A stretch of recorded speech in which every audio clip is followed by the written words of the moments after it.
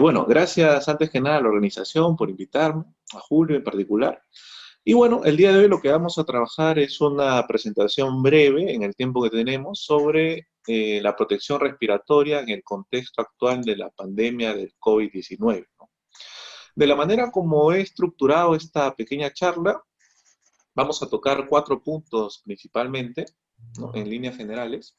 Primero, alguna información preliminar general sobre lo que es el SARS-CoV-2, o sea, el contaminante o agente biológico, sobre el COVID-19, pero de manera muy sucinta, porque no es el objetivo de la charla de hoy.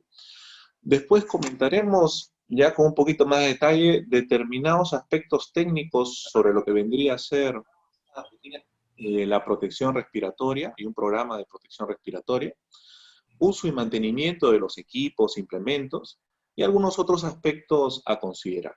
¿Bien? Entonces, como información preliminar, acá les pongo algunas láminas que datan del 11 de marzo de este año, que es una fecha muy importante porque es, ya bueno, como les comentaba, 11 de marzo es una fecha importante porque se declara desde la OMS la epidemia mundial, la pandemia mundial, y después estos casos evidentemente se han venido incrementando, ¿no? A nivel mundial tenemos datos que nos indican de que superamos los 7 millones de casos confirmados y cerca de más de 400.000 fallecidos. Y en el caso de Perú, más de 200.000 casos confirmados y cerca de 6.000 fallecidos, ¿no? La problemática es compleja, además porque si nosotros verificamos las pendientes, es mucho más pronunciada o significativamente más pronunciada en el caso de Perú. Pero bueno, es información que todos conocemos y que tenemos a disposición. Otra cosa importante a entender sobre el contaminante o el agente biológico. El COVID-19 es la enfermedad que es generada por el SARS-CoV-2, ¿no? Ahora, de acuerdo a diferentes investigaciones que se han venido desarrollando y cómo hemos nosotros a nivel de sociedad en conjunto, ¿no? Ido adquiriendo información y conociendo este virus, porque recién se conoce desde noviembre del año pasado, es que ya se tiene más o menos claro las vías de transmisión, ¿no?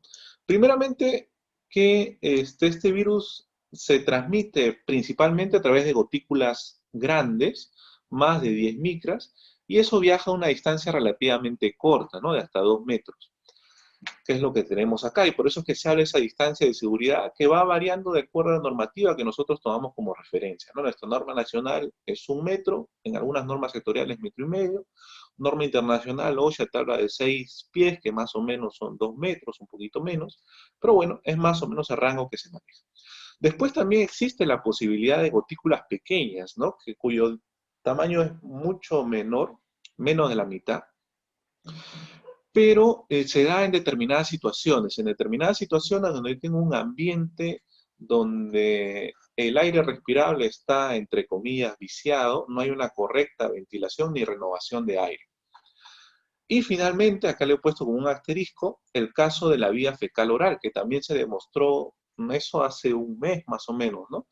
De casos de pacientes COVID positivo, pero eran pacientes sintomáticos, ¿no? O sea, que requerían un tratamiento médico, y que a través de las heces de estas personas, al momento de evacuar los residuos, si no se tenía el ambiente de los servicios higiénicos separado de otros ambientes, podía ocurrir de que en estas heces estén presente todavía el contaminante, nuevamente se componga en pequeñas gotas, conforme, digamos, como está en pequeñas gotículas, es parte del aerosol, y puede nuevamente ese aerosol transportarse en medios viciados sin una correcta ventilación y generar nuevos contagios, ¿no?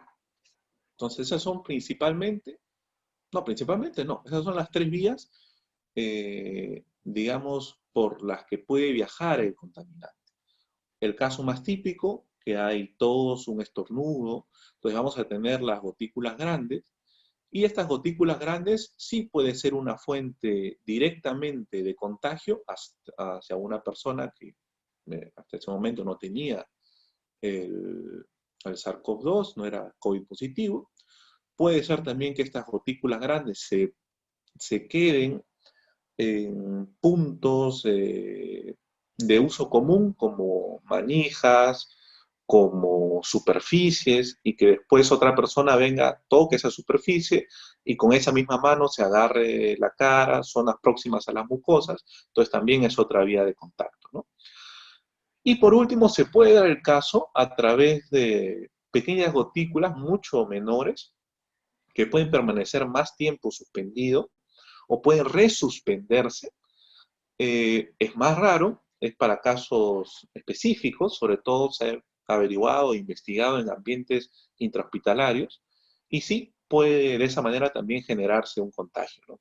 Y la otra manera, como les comentaba, es a través de vía fecal oral, o sea, el uso de los servicios higiénicos, una ventilación inadecuada, insuficiente, espacios que comparten ventilación, estas partículas pueden volver a conformar como aerosol el aire respirable y otras personas se pueden contagiar. Entonces, por eso es que incluso una de las recomendaciones básicas es que al momento de realizar la descarga, ya no solamente para el caso de SARS-CoV-2, sino en general como una medida básica de higiene personal, es que al momento de realizar la descarga, la tapa del inodoro esté cubierto, digamos, ¿no? Y así se evita en gran medida o se reduce significativamente eso. Otro tema importante a considerar, sobre todo porque vamos a hablar ahora de protección respiratoria, pero también aplica para los controles generales de la higiene ocupacional o la higiene industrial aplicado a riesgo biológico y puntualmente a la transmisión del SARS-CoV-2 y el riesgo asociado de la enfermedad de COVID-19. Primero que la mayoría de las partículas, agentes biológicos con los que nosotros estamos acostumbrados a trabajar, o por ejemplo, para los cuales están diseñados los sistemas de filtro en, digamos, los equipamientos de filtro tipo EPA u otros, dentro de los sistemas de ventilación, aire acondicionado, humidificación, están diseñados prácticamente para bacterias, ¿no? Que es de 0.5 micras. Pero en este caso, en caso del coronavirus, puede ser mucho menor, ¿no? 5 veces menor, 10 veces menor, va a depender. Pero nosotros, en lo que es la protección general respiratoria, cuando hablamos de aerosoles, pensamos siempre en partículas, ¿no? Tipo PM2.5, partículas de ese diámetro, ¿no? De diámetro de 3 micras, más o menos. En realidad, en el caso del coronavirus, estamos hablando de una partícula mucho menor, ¿ya? Bien. Después, como última lámina, a modo de introducción, tenemos este estudio que ha sido subido, me parece, en abril, fines de abril, ¿no? Esto, sí, sí, bueno, 19 de mayo, perdón, el 19 de mayo lo publicaron, o sea, es bastante reciente. Y creo que ya ha habido suficiente tiempo para la socialización del mismo. Entonces, seguramente ya lo conocen. Pero es muy interesante, es de una institución de física, y lo que comenta es que los protocolos que inicialmente se han establecido a nivel de todo el mundo, o sea, el metro que tenemos acá o metro y medio, está prácticamente estandarizado a nivel de todo el mundo, ¿no? Hasta 2 metros. Eh, pero eso se ha establecido considerando que hay una velocidad de viento de cero, ¿no? O sea, no hay una velocidad de viento importante. Entonces, si fuese así, sí, efectivamente, ante la generación de gotículas grandes a partir de una tos o un estornudo fuerte, van a quedar dentro de ese rango de 2 metros, incluso menos, ¿no? Pero en el caso de que ya hablásemos en situaciones donde hay una velocidad de viento de 4 kilómetros por hora o más, ya vamos a encontrar de que esa distancia de seguridad no va a ser ya solamente esos 2 metros, sino se incrementará hasta unos 6 metros por lo menos, ¿no? Hasta unos 6 metros por lo menos. Considerando acá que la persona está de pie, móvil, ¿no? También hay otros gráficos que me van a mostrar, por ejemplo, ahora que hay ya la posibilidad de personas que puedan desarrollar deportes al aire libre, las distancias que vamos a tener que considerar van a ser mucho mayores, ¿no? Cuando una persona esté corriendo, probablemente los 6 metros sean suficientes. Cuando una persona esté en una bicicleta, esos datos se disparan hasta unos 20 metros. Entonces hay varias variables a verificar, ¿no? Bien, sobre los criterios técnicos. Nosotros ya tenemos una normativa específica que nos indica la obligación de la implementación de un plan para la vigilancia, prevención y control del COVID-19 en el ambiente de trabajo.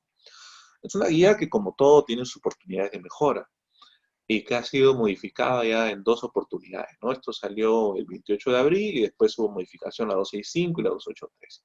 Pero bueno, dentro de esta normativa me indica una serie de lineamientos. Lo importante es que estos lineamientos nosotros tengamos presente de que debemos ejecutarlos de acuerdo a la jerarquía de controles. O sea, la jerarquía de controles no varía en el sentido de que hay algunos controles que son más eficientes y otros menos eficientes, ¿no? O más efectivos y menos efectivos. Entonces, partiremos siempre desde la eliminación, después sustitución, control de ingeniería, controles administrativos o EPPs. En el caso puntual del SARS-CoV-2, es muy difícil hablar de eliminación. Yo sé que salió una última guía del OIT donde menciona eliminación, pero habla de eliminación de riesgo. Entonces, eso también es un poquito controversial, porque generalmente cuando hablamos de jerarquía, eliminación y sustitución nos referimos al peligro, y controles de ingeniería, administrativo y EPP nos referimos a riesgo. Pero bueno, entonces, en sí, si hablamos del SARS-CoV-2 como agente contaminante, como el malo, digamos, de la película, como el contaminante biológico, pues realmente no es que lo vamos a poder eliminar porque estamos ya en una fase 4, ¿no? Sustitución tampoco, es muy complejo. Entonces, prácticamente lo que vamos a tener que trabajar son sobre determinados controles de ingeniería, controles administrativos y finalmente los EPPs, ¿no? En esta situación hay una particularidad, que probablemente los EPPs tengan una mayor eficiencia que por defecto nosotros le damos. Y eso bajo una lógica sencilla, bajo la lógica de que el EPP está restringiendo una de las posibles fuentes o vías de emisión del contaminante, que puede ser una persona COVID positivo, sintomática o asintomática. ¿Bien?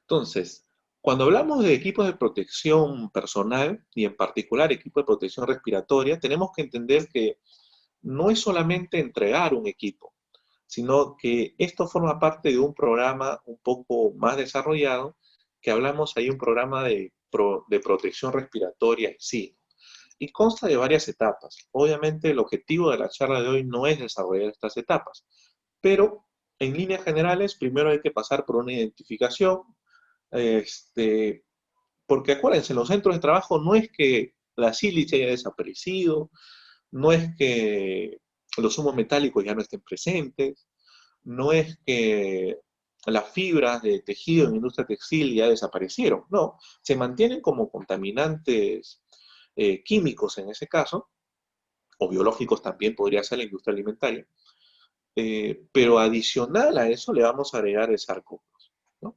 Entonces es importante tener claro la identificación de los contaminantes de acuerdo a las tareas, actividades, puestos de trabajo, en fin, procesos productivos en su conjunto. Evaluación de riesgos para la salud, ¿no? Determinación de las medidas técnicas y la implementación de las mismas con un correcto seguimiento. Y determinación de las necesidades del uso del EPP. Entonces, acá recién hablamos de determinación de necesidades del uso del EPP. Cuando previamente ya tenemos identificado cuáles son los agentes, cuando hemos hecho una evaluación preliminar al menos, tenemos claro de que es una medida complementaria, por lo tanto hay que ver otras medidas de control más de ingeniería o administrativo, y acá ya determinaremos si es necesario o no el uso de los equipos de protección, la selección del mismo y el entrenamiento y capacitación. Muy bien. Cuando hablamos de equipos de protección respiratoria, hay una selección variopinta, o sea, hay un ramillete de equipos que nosotros podemos utilizar en diferentes modelos, marcas, características, etcétera, ¿no? Tenemos los de libre mantenimiento, que son los que actualmente se están viendo bastante en el mercado, los de media cara, ¿no? Como es este de acá, los de cara completa, y otros equipos con suministro de aire, ¿no? O con filtro de aire, como este de acá. Entonces ahí cada equipo va a ser adecuado dependiendo del contexto de la exposición y la característica de la exposición en su conjunto. Por eso es que previamente tendríamos que haber evaluado. Bueno, en lo que me indica la RM239, que ahí sí toma como referencia la norma OSHA, ¿no? El estándar americano, es que clasifica el riesgo de exposición en 4 categorías, ¿no? Un riesgo muy alto, riesgo medio, riesgo bajo de precaución. En el riesgo muy alto vamos a hablar de trabajadores de la salud, pero que realicen algún procedimiento que podría generar aerosol y en pacientes que sean COVID positivos confirmados o sospechosos porque presentan toda la sintomatología.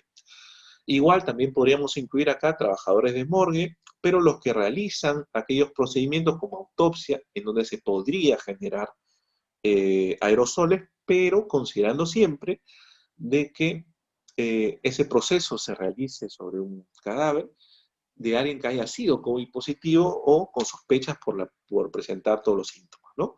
En nivel de riesgo alto, vamos a hablar de trabajadores del sector salud también, que son personal de apoyo, como por ejemplo choferes de ambulancia o todo personal sanitario que se dedica a la atención de pacientes que pueden ser COVID positivo o que son COVID positivo confirmados, ¿no? Igualmente podemos incluir acá trabajadores mortuorios, ¿no? En nivel de riesgo medio, eh, aquellos que tienen contacto con público en general. El tema de contacto es muy curioso, no está suficientemente definido en algunas normas. El estándar americano es un poquito más claro porque me habla de mínimo 15 minutos y una proximidad menor a 2 metros, o sea, que haya una proximidad del trabajador con otras personas menos de 2 metros. Por ejemplo, trabajadores de la banca, trabajadores, policía, fuerzas armadas, etcétera, ¿no? Y nivel bajo, contacto ocupacional mínimo con público y compañeros de trabajo. Muy bien, entonces ese sería el resumen. Y al costadito les he puesto los tipos de protección, entre comillas, que indica la normativa, ¿no? Para trabajadores en nivel de riesgo muy alto o alto, lo que me dice es un respirador quirúrgico. Entonces, como hablamos de respirador, realmente sí nos estamos refiriendo a un equipo de protección personal, y en este caso particular un equipo de protección respiratoria. En el caso de trabajadores con nivel de riesgo medio, digamos, o bajo, ahí ya no hablamos de respirador como recomendación inicial, sino vamos a hablar de mascarillas quirúrgicas, ¿no? E incluso en el nivel de riesgo bajo, de acuerdo a la última modificación, se puede emplear también las mascarillas comunitarias, que vamos a mencionar algo muy breve sobre eso más adelante. Pero bueno, entonces, y si hemos dicho de que los respiradores sí podemos considerarlos como equipo de protección personal, entonces, ¿qué pasa con las mascarillas, no? Primero que las mascarillas también están normadas, sobre todo cuando hablamos de mascarillas quirúrgicas. Hay 2 normas generales que les he colocado acá. La NTP 329, que reglamenta, regula todos los aspectos y características técnicas de las mascarillas quirúrgicas, y la RM 135, que me habla de las mascarillas comunitarias, ¿no? Bueno, a esta comparación nos vamos a referir sobre mascarillas quirúrgicas y respiradores. Hay algunas grandes diferencias. Primero, que el objetivo inicial de la mascarilla es prevenir que la persona que lo use pueda contaminar a otros. Es decir, la fuente de posible contaminación es la persona usuaria. Mientras que el respirador, su objetivo inicial, su razón de ser, es proteger a la persona que lo usa de posibles contaminantes que se encuentran en el entorno, ¿no? Diferencias. En el caso de la mascarilla, por lo general no tiene información impresa. En el caso de los respiradores sí, vamos a ver algunos ejemplos. El tipo de información que se coloca va a diferir de acuerdo al estándar de referencia. Es un estándar americano, es un estándar europeo, si es un estándar chino, etcétera, ¿no? En el caso de la mascarilla, cuenta con bandas elásticas. En el caso del respirador, cuenta con doble banda elástica. En el caso de la mascarilla, se está formada por una delgada capa filtrante, tiene como 3 capitas, que también pasa como una serie de pruebas. A una mascarilla quirúrgica no es que necesariamente vaya a ser más barata, porque pasa también por diferentes tipos de pruebas, 4 principalmente. Pero bueno, en el caso del respirador, está formado por varias capas de material filtrante, asegurando la retención del contaminante, dependiendo de la categoría del respirador, ¿no? Si es N95, 99, 100, y dependiendo de la norma de referencia, ¿no? Eso estamos hablando de la norma americana. Bueno, En la mascarilla no se ajusta el rostro, permite el ingreso de contaminantes por los lados, y en el caso de los respiradores, se ajusta de manera hermética, ¿no? Se genera un sello, o eso es lo que debería generar. En las mascarillas quirúrgicas pasan por diferentes pruebas, como les comentaba, básicamente cuatro, las cuatro primeras. La eficiencia de filtración de partículas, ¿ya? La eficiencia de filtración bacteriana, pero esto es desde el usuario hacia afuera, ¿ya? De todas maneras, las mascarillas sí tienen un nivel de protección frente a partículas que están en el medio externo. La data me habla más o menos de un 60% de que por ahí lo vamos a revisar, aunque no hay suficiente estudio, ¿ya? Resistencia a fluidos, diferencial de presión, inflamabilidad. El tema de resistencia a fluidos y diferencial de presión va a depender de la categoría también de la mascarilla quirúrgica, ¿no?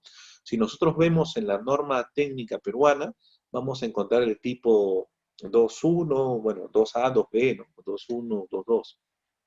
Entonces, las que tienen mayor categoría, o sea, la 2B puede también servir como una barrera frente a fluidos, ¿no? Prácticamente pensado en fluidos como hemorragias y demás, ¿no? Si nosotros tuviese, bueno, para cualquiera, ¿no?, que usa una mascarilla quirúrgica, puede hacer este ensayo de ver las pequeñas tres capas. Bueno, ahorita quizá no sea lo mejor porque hay escasez, pero en el momento que ustedes lo consideren pertinente, esto se puede verificar. Y en el caso de los respiradores, hay una serie y toda una familia, como les comentaba hace algunas láminas atrás, pero por temas de tiempo y temas didácticos y temas de uso digamos, disponibilidad en el mercado, las más comunes son las N95 o similares, digamos, ¿no? Estas N95 tienen diferentes tipos de capa también, ¿no? Tienen una capa externa, una capa media y una capa interna. Y al final lo que me debe garantizar, en el caso de las N95, es que filtra el 95% o más de aquellas partículas cuyo diámetro es mayor a 0.3 micras. ¿Eh? Mayor a 0.3. Muy bien. Entonces, como es mayor a 0.3, en realidad sí nos protege para el SARS-CoV-2, porque además no es que el SARS-CoV-2 venga solito, vienen pequeñas gotículas, ¿no?, como aerosol líquido. Bien, entonces, otra diferencia entre respiradores y mascarilla. Los respiradores, generalmente en el caso de las normas americanas, están certificados por NIOSH, tenemos la categoría de respiradores 95. En el caso de las mascarillas, están aprobados por la FDA, y las denominamos mascarillas quirúrgicas, ¿no? En el caso de las mascarillas quirúrgicas. Igual tiene una aprobación, igual pasa por una serie de ensayos y protocolos. Y en el medio vamos a tener los respiradores quirúrgicos, N95. ¿Por qué? Porque los respiradores quirúrgicos, como su nombre indica, son respiradores, por tanto se considera un equipo de protección personal, un equipo de protección respiratoria, pero a la vez cumple con la normativa de la FDA. O sea, se puede considerar respirador que cumple con las exigencias para ser denominada también mascarilla, ¿bien? Pero se le denomina respirador quirúrgico, ¿no? Cumple con ambas normas. Hay un proyecto ahí que lo vi al doctor Quispe, de la Universidad de San Marcos, que están buscando desarrollar algo similar ya hace algún tiempo. Y esto es lo que les comentaba, ¿no? Ahí está la institución que lo publicó, interesante. No son los únicos que han comparado una serie de respiradores de diferentes marcas, modelos. Entonces es interesante. Y me habla ahí, por ejemplo, los N95, ¿no? N95, de acuerdo a uno de los modelos que han usado, en el ensayo se demuestra que ha filtrado hasta 99% de las partículas entre 0.01 y 1. ¿Ya? Este es otro tipo de ensayo porque va enfocado, ya no es solamente aquellos que sean mayor a 0.3, sino desde un poco menos por el tema del SARS-CoV-2, digamos, ¿no? Tiene nos da mayores luces en el contexto actual. Después tenemos una KN95, ¿no?, que es de fabricación bajo un estándar chino. Igual, nos filtra hasta un 97%. Esto la verdad es suficiente para lo que se requiere. Pero en el caso de las mascarillas quirúrgicas, de acuerdo a los ensayos preliminares, tenemos, dependiendo del estudio, alrededor de un 60% de filtración. De todas maneras, nos va a proteger en cierta medida, pero para nada va a ser suficiente, digamos, si lo comparamos versus un estándar de protección respiratoria. Si esto lo comparamos con un estándar de protección respiratoria, no calificaría de ninguna manera, ni siquiera como un KN90 o como un FFP1, ¿no? Que es menor protección que la CN95. Pero bueno, comparativa, ¿no? Un cuadro de decisión. Primero, si hay peligros de partículas suspendidas en el aire, si es que existen estos peligros, habrá que evaluar además si la persona trabajará en un ambiente estéril, una sala de operaciones, un ambiente de cuidado de salud del paciente. Si no es así, es decir, si tengo material particulado, pero no se requiere un ambiente estéril, puedo emplear un respirador de partículas sin problema. Pero en el caso de que sí requiere un ambiente estéril, entonces tendré que emplear un respirador quirúrgico, ¿ya? En el caso de que no haya exposición a partículas, pero la persona trabajará en un ambiente estéril, necesitaríamos una mascarilla o respirador quirúrgico. Si es que no lo requerimos, acá, bueno, te dice la posibilidad de mascarilla o barbiquejo, pero realmente en el caso de mascarilla entendida, no como mascarilla quirúrgica, sino como mascarilla comunitaria, como las imágenes de acá, primero que no es una iniciativa nacional, ¿no? Eso se usa, digamos, también existe en muchas otras partes del mundo. El problema es que si uno revisa la norma técnica, no hay ninguna prueba ni ensayo que me dé al menos una idea de cuál es el factor de protección. O sea, hay asunciones. A lo más lo que me dirán algunos estudios es que es mucho menos eficiente que una mascarilla quirúrgica. Ya, ¿cuánto menos? No lo sé. Todavía no hay esa información. No se ha desarrollado suficientemente. Eh, Básicamente el objetivo de esta mascarilla comunitaria o la lógica de su empleo es reemplazar a un pañuelo, digamos, ¿no? Prevenir que las gotículas más grandes frente a una tos fuerte, de un caso sintomático, digamos, ¿no? O un estornudo, esas gotículas escapen, digamos, por la falta de reacción oportuna de la persona afectada, o sea, del usuario que estornuda, qué sé yo, de la persona que estornuda o tose. Bueno, en ese sentido, pero realmente no se puede comentar nada más. Desde el punto de vista técnico, no se puede comentar nada más. Yo lo que sí les recomiendo a nivel de ambientes de trabajo es que por más que la norma te dé la alternativa de usar una mascarilla comunitaria en el caso de trabajadores considerados de bajo riesgo de exposición, les recomendaría por lo menos que consideren el tema de mascarilla quirúrgica. Porque en mascarilla quirúrgica sí hay una serie de protocolos, se cumple con unos estándares, pasa unas pruebas y al menos tenemos alguna referencia. Y podemos, digamos, dar fe o validar la eficacia de la misma por la lógica misma de que pasa por una serie de ensayos. ¿Bien? Acá hay algunos estándares, digamos, equivalentes. Si bien es cierto, nosotros por estar, digamos, por la costumbre y uso, hemos estado acostumbrados más a los estándares americanos, ¿no? A la N95, pero también hay N99, N100, R99, R95, en fin, ¿no? Que es el estándar mexicano o el estándar americano. Después tenemos en Australia también, hay otra serie, en Brasil, en China, en Europa, en Japón, en Corea. Actualmente, debido a la escasez de las N95, N99 o la familia de los respiradores de acuerdo a normativa americana, están llegando mucho inicialmente los FFP2, que es un equivalente a las N95 de acuerdo a normativa europea, o los KN95, que últimamente se está viendo bastante, que igual es un equivalente de acuerdo a un estándar chino. Bien. Entonces, en esta lámina primero vamos a trabajar sobre el estándar americano, que creo que es el que puede resultar más familiar para la mayoría de nosotros. Bien. Entonces, ¿qué es lo que debemos verificar en el respirador en sí? Primero que sale siempre el fabricante. No, yo no soy representante de esta marca, ni mucho menos. Pero como es una marca de uso común, creo que todos la conocemos, lo he colocado aquí. Después el modelo, ¿no? Al costado de la marca del fabricante está el modelo. Después tiene que estar la palabrita NIOSH, ¿no? La palabrita NIOSH, la clase N95, puede ser P95 o R95. El lote que tenemos acá, después del código LOT, va a decir el número o codificación del lote, y después el número de aprobación. Este código acá, este TC84A0006, es el número de aprobación. Y bien, eso es lo que debiésemos verificar en un respirador según el estándar americano, ¿no? la data que debiese tener. Después tenemos este estándar europeo, ¿no?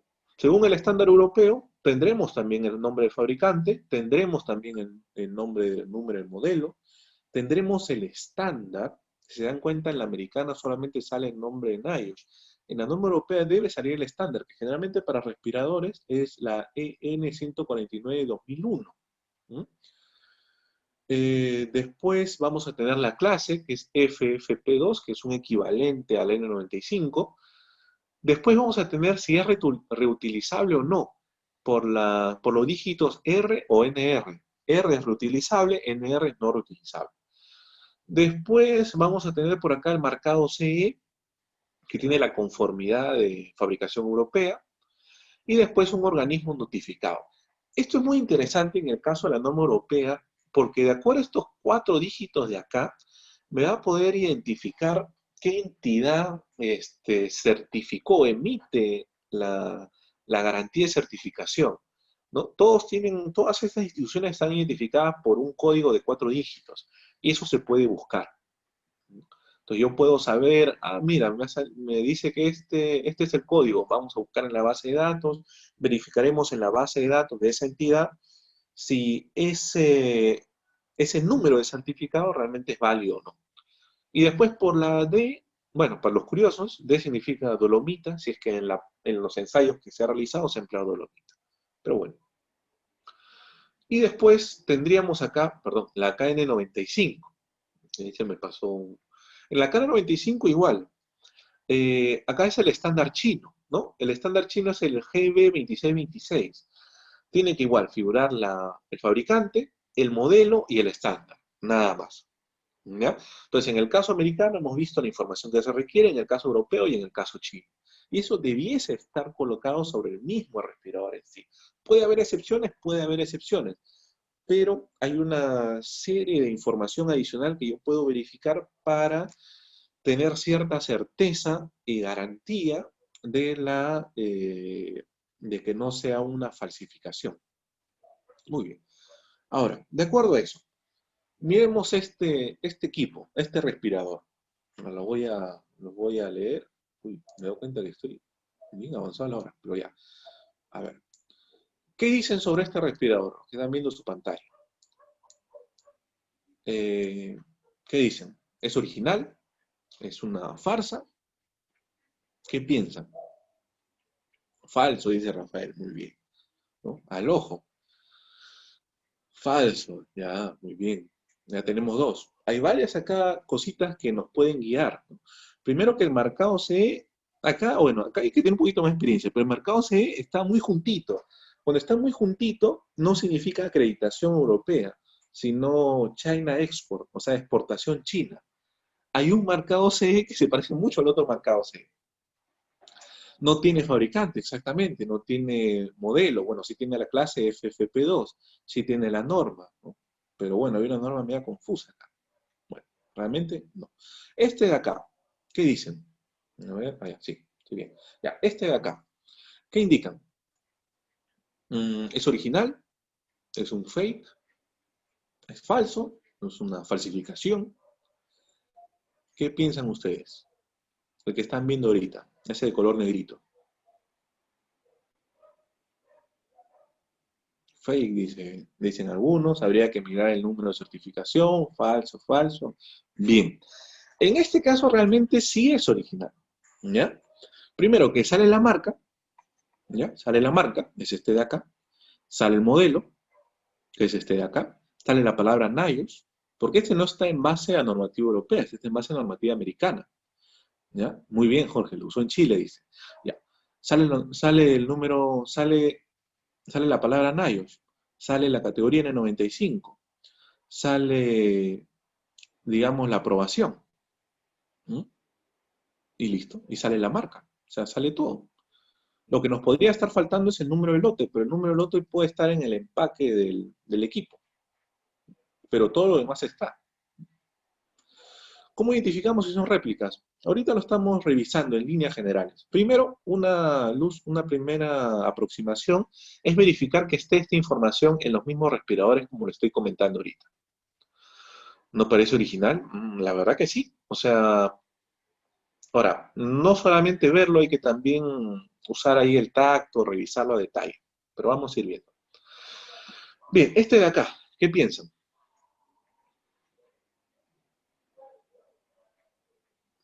Este de acá. EN149 2001 FFP2 GB 2626 2006 KN95 HT 9510 CE ISO 9001.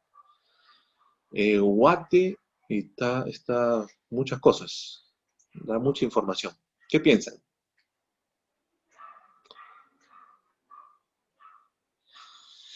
Exacto. Primero, muy bien, Rafael. Eso nos puede ser un primer indicio, que están mezclando varias normas. Puede ocurrir, ¿ya? Porque debido a la pandemia y por falta de stock, puede ser que originalmente respiradores que estaban dirigidos al mercado europeo se ha traído al mercado americano, por decir algo, ¿no?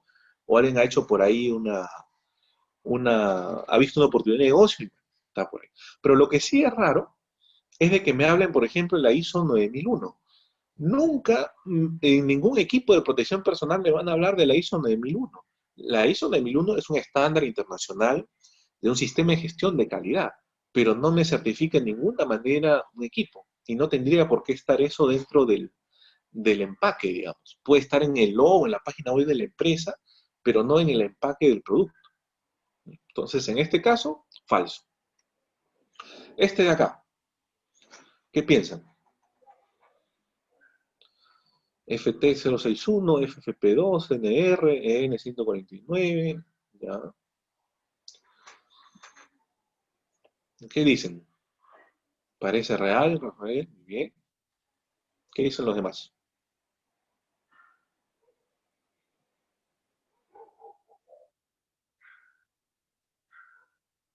¿Tiene modelo estándar? ¿Parece real? Sí, muy bien. En realidad, esto sí es original.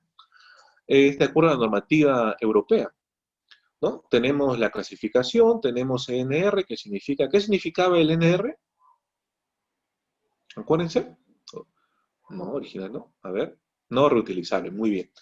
Tenemos el estándar de referencia, tenemos el marcado CE, tenemos el código de cuatro dígitos del organismo normalizador, tenemos la marca, tenemos todo, ¿no? Hay una curiosidad con este respirador, que es esto de acá. Tiene una válvula, ¿cómo se llama esta válvula de acá? Es una válvula de exhalación, ¿ya? Entonces, cumple con toda la normativa, sí, pero hay que tener cuidado con este tipo de respiradores. Porque el que tenga esta válvula de exhalación, ¿para qué me sirve? Primero sirve para disminuir la presión y que sea más cómoda al usuario. Pero en el caso de una persona que sea COVID positivo, las partículas, las gotículas, con el SARS-CoV-2 pueden escapar por esta válvula de exhalación y pueden contaminar. Por lo tanto, no se recomienda que se use este tipo de respirador digamos, si es que vamos a tener trabajadores juntos, ¿no? O una proximidad, una cercanía menor de los 2 metros, porque, digamos, va a proteger al usuario, pero no al resto de los compañeros, a menos de que absolutamente todos los que estén en ese ambiente me garanticen de que estén usando este respirador, ¿no? Muy bien, solo protege al que lo use. Y acá hay unos tips de verificación de autenticidad que ha sido publicado por la Sociedad Británica de Higiene Ocupacional, o sea que es desechable. NR sí, que es desechable, exacto. Pues acá hay unos tips importantes, ¿no? Primero, examine las marcas en el producto, un poco lo que hemos estado viendo ahorita. Certificación, solicitar la certificación y verificar esa información que sale ahí. En el caso del estándar europeo, además tienen una declaración de conformidad, ¿ya? Eso no es obligatorio para todos los productos, son obligatorios para los productos de origen europeo.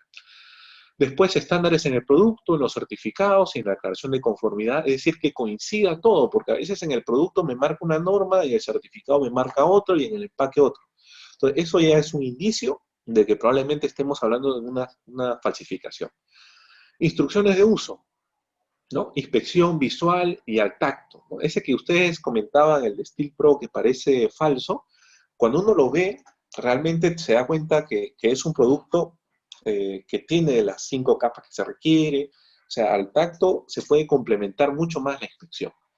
La redacción. Si hay un problema de redacción en un certificado, yo no compraría ese respirador. Al menos desde mi visión particular. No puede ser, no pasa eso. ¿Ya? Y verificar bases de datos. Sobre todo yo he estado verificando varios por el tema de las KN95, que están llegando muchos, y además las N95 ya han dicho que no va a estar disponible en el mercado, algunos están pateando hasta el próximo año. Entonces, frente a eso, pues varias organizaciones están optando por las KN95. Y después el tema del marcado CE que les comentaba, ¿no? Que también puede servir de referencia.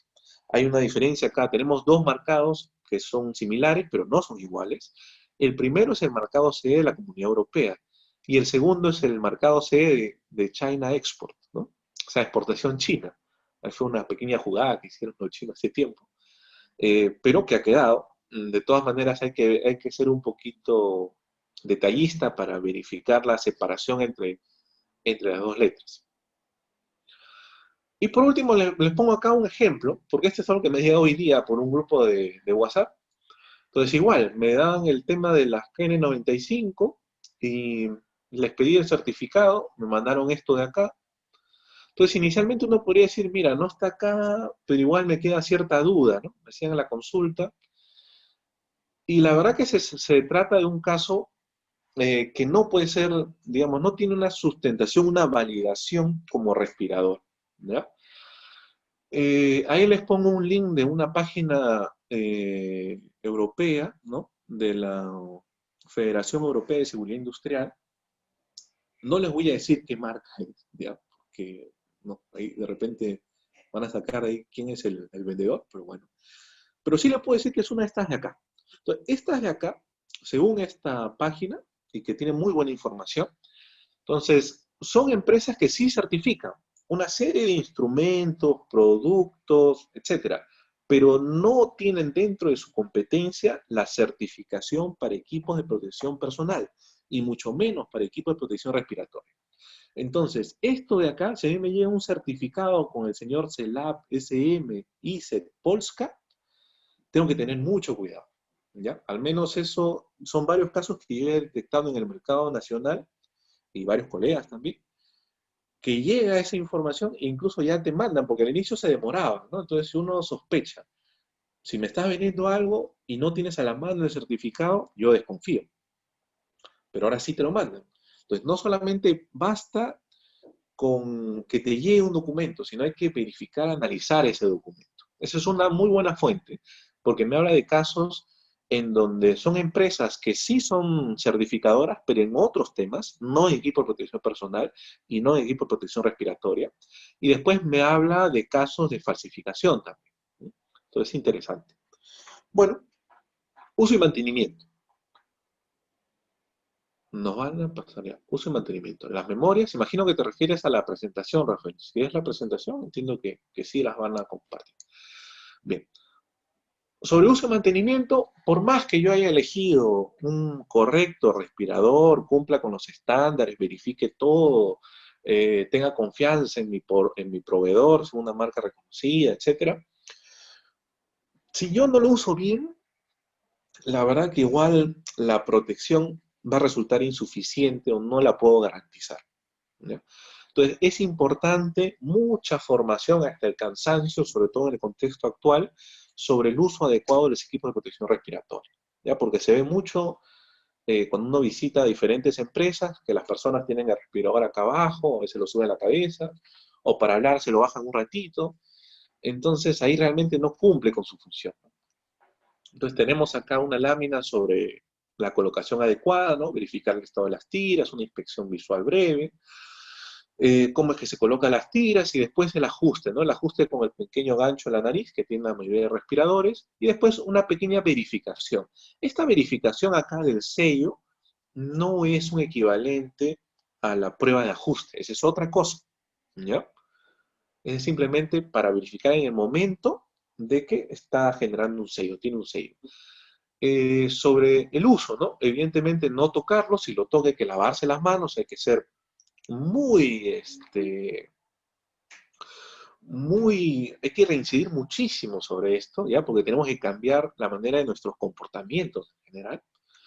Y retiro del equipo de protección, también hay que tener cuidado, ¿no? Lavarse las manos, retirarse de la parte de atrás y desechar, ¿no? También hay una gestión del manejo de residuos en ese aspecto. Y bueno, criterios sobre el uso del vello facial, ¿no? Si se permite o no. Recomendación general, no permitir, no, yo soy un mal ejemplo, ¿no? Pero al menos cuando hablamos de estos respiradores de libre mantenimiento, ¿no? Entonces, por ejemplo, hay algunos barbas, bigotes que sí me permiten, ¿no? Como este de acá, como el cepillo que está acá, ¿no? Como el de zorro, como el bigote tipo pencil, pero hay otros que no, ¿no? El Verdi no, el Fu Manchu tampoco, el bigote inglés tampoco, el Dalí tampoco. En general, la recomendación general para esto es no usar vello facial para garantizar el sello. Cuando estamos hablando de respiradores de libre mantenimiento, respiradores de media cara, ¿no? O hasta de cara completa. Cuando vamos a hablar de otro tipo de equipo, podría ser, ¿ya? Pero ese es otro tipo de equipo de protección respiratoria. Para el tema de la limpieza, en el caso de los respiradores de media cara, que se usan con los cartuchos o con los filtros, primero que es posible usar respiradores de media cara sin problema. Igual hay que tener cuidado al momento de agarrar los cartuchos o el prefiltro. Ya, si es cartucho sí se puede limpiar, ¿no? Como estos de acá. Si son estos filtros o prefiltros, no se pueden limpiar, ¿ya? No se les pasa producto desinfectante. Igual acá, ¿no? Tampoco, esta almohadilla tampoco. El resto de la estructura del respirador, sí, sin problema. Otros aspectos. La válvula de exhalación, que ya lo comentaba, ¿no? ¿Te va a proteger igual si tiene o no tiene? Sí, va a igual ser efectivo la protección para el usuario. La ventaja que tienen los que usan la válvula de respiración, de exhalación, es que son más cómodos para el usuario, pero no se recomienda su uso, puesto que no protege al resto de las personas que estén en nuestro entorno. Al menos que yo garantice de que absolutamente todos van a estar protegidos, si es que no, por defecto, no se debe usar. Limpiar, claro, no se puede limpiar por la parte externa, evidentemente, Rafael, tienes toda la razón. Esta es una imagen sobre las pruebas de ajuste. Las pruebas de ajuste pueden ser cualitativas o cuantitativas. Esto también quiero revisando. En la práctica lo vienen desarrollando. Yo al menos lo que he visto son algunas grandes industrias y minería, gran minería, pero otras empresas no lo realizan. Es importante el tema de la prueba de ajuste, ¿ya? La prueba de ajuste no tenemos nosotros la obligación a nivel nacional. Si hay obligación en normas comparadas, por ejemplo, en el estándar americano es obligatorio la prueba de ajuste anual, en el estándar europeo no, pero en el británico sí, y así, va variando de país en país. ¿Para qué sirve esta prueba de ajuste? Esta prueba de ajuste sirve para verificar el sello y poder seleccionar un respirador adecuado al usuario, ¿no? Prácticamente tengo mi planilla de trabajadores y les hago pasar por esta prueba y voy a verificar de una selección que pueda tener cuál es el que se le acomoda mejor. Por tema de la talla, hay personas que tenemos pues los pabellones, no sé, un poquito más amplios, ¿no? El tamaño de la nariz, o tenemos un tabique pronunciado al pasar, ¿no? O tenemos la cara grande, entonces hay diferentes tallas en los respiradores. Y además hay que ir probando con diferentes marcas, modelos, puesto que hay una variedad muy grande. ¿No? Prueba de ajuste. Ah, mira, en Panamá me dicen que sí realizan la prueba de ajuste, muy bien. Acá, bueno, lo realizamos como les comentaba, o Néstor en particular, pero no es obligatorio, ¿ya? No es obligatorio. Y bueno, esta es la prueba cualitativa, que simplemente es unas 10 nebulizaciones y hay que verificar de que la persona no perciba determinado aroma o el gusto. Hay diferentes soluciones, hasta 3 que te pueden proveer. Y de acuerdo a eso se ve si es eficiente, ¿no? Hay un protocolo, ¿no? De mover la cabeza hacia un lado, hacia el otro, hacia arriba, hacia abajo. Toma su tiempo, esta prueba, la cualitativa, tomará por lo menos unos 20, 30 minutos. Y bueno, se hace una vez al año como recomendación. o por lo menos, pues, cuando hay un cambio significativo, primero, al ingreso del trabajador, o cuando hay un cambio significativo, por ejemplo, haya variaciones muy importantes de pesos, no lo sé, ¿no? Y bueno, esta es la cuantitativa.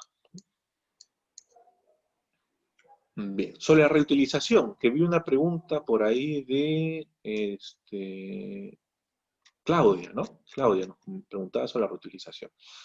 Bien, ha habido mucha controversia sobre este aspecto. Uy, ya, un minuto y termino.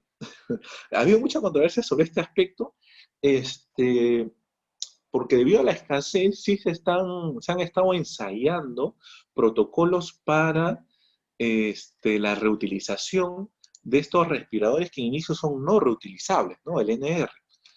Muy bien, hay una serie de publicaciones. Yo recomiendo leer esta publicación de la Sociedad Británica de Higiene Ocupacional, donde me indica que según la información actualmente disponible, no tenemos información de métodos de reconocida eficacia estudiado adecuadamente para desinfectar o esterilizar de manera segura el EPP desechable con un filtro facial. Es decir, por defecto, las sociedades internacionales de higiene ocupacional o salud ocupacional en su conjunto no recomiendan esta práctica. Tampoco es que la pueda prohibir o recomendar su abolición, digamos, porque es cierto que en determinadas circunstancias va a ser necesario, pero hay que evaluar situación por situación o caso por caso. ¿Por qué? Porque generalmente sí pueden desinfectar la superficie, pero se pierde el tema de sello, ajuste y otras variables que se ven afectadas. Y después salió una publicación muy interesante, ¿no? Este tiene unas 2 semanas más o menos, en un centro médico muy grande en Estados Unidos, donde se validó un protocolo para la reutilización de respiradores N95. Creo que por ahí va tu comentario, Raquel, también. Sí, efectivamente, pero no les voy a repasar aquel protocolo, les dejo de todas maneras la referencia para que lo revisen ustedes, pero ustedes ven en detalle, se requiere toda una serie de capacidad logística eh, y recursos e inversión y espacio para poder desarrollar. O sea, no es tan sencillo como que yo pongo en el microondas un respirador y ya está. No, eso no es suficientemente válido. En este caso se ha validado con el peróxido de hidrógeno vaporizado, pero hay un protocolo completo, o sea, desde el momento que cada persona ingresa, al finalizar el turno tiene un receptáculo exclusivamente para su respirador. Después va pasando una persona que solamente recolecta eso y tiene toda la protección completa. El respirador cuando lo guarda el trabajador tiene que ser en una bolsa tipo Ziploc, tiene un código, tiene un nombre, tiene la fecha, tiene la hora, ¿ya? Entonces tiene mucha información y después se va pasando de manera ordenada área por área y se van desinfectando por un turno completo. Todo el flujograma, no lo vamos a repasar, pero en conjunto se requiere una serie de instalaciones, facilidades, inversión. Por ejemplo, acá me habla de que hay una unidad de emergencia para lavado de ojos, ¿no? Una unidad temporal de aire acondicionado, ¿no? De todo un sistema de aire acondicionado, ventilación, ¿no? Y calefacción. O sea, todo el sistema se ha instalado acá. Tengo este sistema de desinfección a través del peróxido de hidrógeno vaporizado, que es toda una sala. Han dejado vacío los ambientes conexos y, bueno, lo dejan ahí durante todo un turno, ¿no? Durante todo un turno. O sea, se puede hacer, pero en la práctica no es tan sencillo. Muy bien. Entonces, en líneas generales, lo que hemos revisado el día de hoy, a ver, ahí visto hoy varias consultas. En todo caso, para ir viendo, para repasando algunas que he visto muy rápido, las mascarillas quirúrgicas igual tienen una vida, no son reutilizables, ¿no? Las pruebas que se hacen son para 4 horas de uso, porque acuérdense que el uso cotidiano para el que fue pensado fue para una intervención específica de parte del personal sanitario. Entonces puede ser una operación, cirugía, quizás algunas se extiendan, pero el tiempo estandarizado son 4 horas. Por lo pronto, como recomendación práctica, usarla por una jornada y después desecharla. Bueno, en el caso de los respiradores esto varía de acuerdo al tipo de respirador. Pero los respiradores de libre mantenimiento, como los que hemos visto en las imágenes, igual no son reutilizables y se debería desechar después de una jornada de trabajo. Bien, en resumen, sobre protección respiratoria en el contexto actual. ¿Qué es lo que hemos visto? Alguna información preliminar sobre el agente contaminante, el SARS-CoV-2, y la enfermedad asociada, que es el COVID-19. Algunos criterios técnicos sobre cómo nosotros podemos identificar, primero, cómo debemos seleccionar los respiradores, y después cómo podemos identificar que ese respirador es original, no es una falsificación, o no hay una información ahí alterada de la información, no hay un documento alterado. Eh, Uso y mantenimiento, de nada nos sirve, o poco nos va a servir tener un correcto respirador e invertir mucho recurso en eso, si es que las personas no lo usan adecuadamente, no se lo colocan adecuadamente, no lo usan adecuadamente y no se lo retiran adecuadamente. ¿Ya? Si no, el respirador de la parte externa va a ser pues casi un medio por el cual se va a ir contagiando la gente también, ¿no? Por eso hay que tener mucho cuidado con los respiradores, estos de media cara, que se puede usar por más tiempo. Se puede usar, por supuesto, pero dando el correcto uso, el mantenimiento y la limpieza. Y otros aspectos como el tema de la válvula de exhalación o la posible reutilización de respiradores de libre mantenimiento. Muy bien, de mi parte, les dejo ahí una frase de Saramago, que después la podrán revisar. Eh, y bueno, como recomendación, esta presentación del de hoy entiendo que la van a compartir, pero la información varía muy rápidamente, ¿ya? O sea, todos los días va saliendo nueva información, entonces hay que estar muy actualizados, muy al pendiente y tener mucho cuidado con las fuentes de información que nosotros revisemos o usemos como referencia. ¿Bien? Listo, de parte, las gracias. Le doy el pase al administrador. No sé si vamos a responder algunas consultas que por ahí he visto que se han quedado, ¿no? Estimado Jonathan, sí, un par de preguntas si gustas para modo de cierre, porque ya estamos con la hora encima. Sí, disculpa que me he pasado. No sé si lo han puesto por el chat o lo han puesto por preguntas. A ver,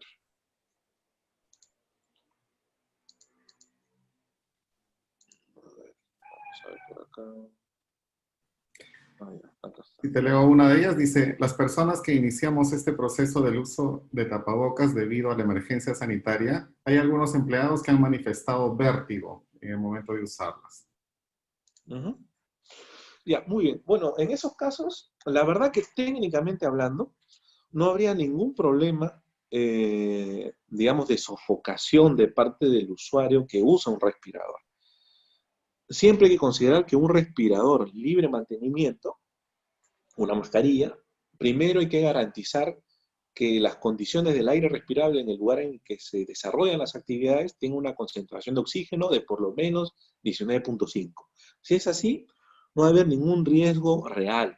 De todas maneras, son problemas que las personas, más de incomodidad o disconfort, o puede ser de que el respirador que esté usando no sea el más adecuado para esa persona.